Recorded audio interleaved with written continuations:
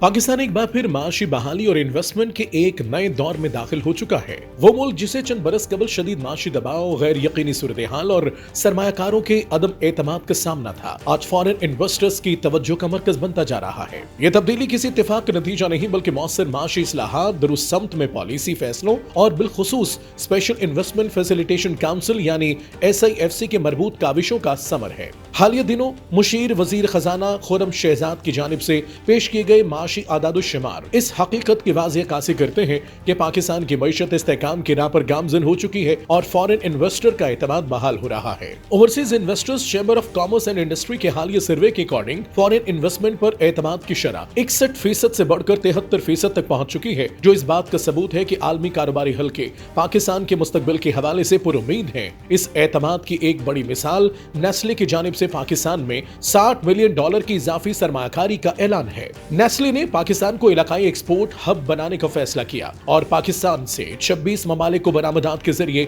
मकामी मैन्युफैक्चरिंग को मजबूत और पैदावारी सलाहियत को वुसअत देने का इंदिया दिया। इसी तरह अजरबैजान की सरकारी तवानाई कंपनी सोकार रवा बरस फरवरी में पाकिस्तान के तेल और गैस शोबे में सरमायाकारी को हतमी शक्ल देने जा रही है। गुज़िश्ता 15 माह से 18 माह के दौरान तकरीबन 20 बड़े गैर मुल्की इन्वेस्टर्स पाकिस्तान आए, जिनमें Google, BYD, Aramco, Samsung, Turkish petroleum, Abu Dhabi ports और दीगर आलमी कंपनियां शामिल हैं। इन सरमायाकारी इक़दाम के मज़बूत असरात सनती शोबे में वाज़ेह तौर पर नजर आ रहे हैं। माली साल 2026 के जुलाई ता नवंबर के 5 माह में लार्ज स्केल मैन्युफैक्चरिंग में 6% इजाफा रिकॉर्ड किया गया। इसी तरह माली साल 2026 के पहले निस्फ में गाड़ियों की फरोख्त में 32%, सीमेंट में 10%, खाद में 24% और मोबाइल फोन्स की फरोख्त में 20% इजाफा सारिफीन और सनत के बहाल होते एतमाद का सबूत है। माली साल 2026 के पहले निस्फ में $1.17 अरब का करंट अकाउंट सरप्लस, जबकि माली साल 2025 में 14 साल बाद $2.1 अरब का सरप्लस हासिल होना मईशत की बहाली की मजबूत अलामत है।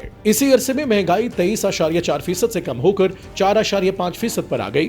ज़र मुबादला के ज़खायर में 55% इजाफा हुआ, जबकि तरसीलात ज़र और टेक्नोलॉजी एक्सपोर्ट्स में इजाफा भी माशी इस्तेहकाम का सबूत है। आज पाकिस्तान में दरामदात का बड़ा हिस्सा खाम माल और सरमायाकारी की अशिया पर मुश्तमिल है, जो पैदावारी सरगर्मियों के इस्तेहकाम को जाहिर करता है। मजमूई तौर पर देखा जाए तो सरमायाकारी का साजगार माहौल, पॉलिसी तसलसल और माशी इस्तेहकाम इस बात का ऐलान है कि पाकिस्तान न सिर्फ माशी बहरान से निकल चुका है बल्कि एक रोशन, मजबूत और पायदार माशी मुस्तकबिल की जानिब बढ़ रहा है। फॉरेन इन्वेस्टर्स का बहाल होता एतमाद इस सफर की सबसे बड़ी कामयाबी और आने वाले वक्त की नवीद है।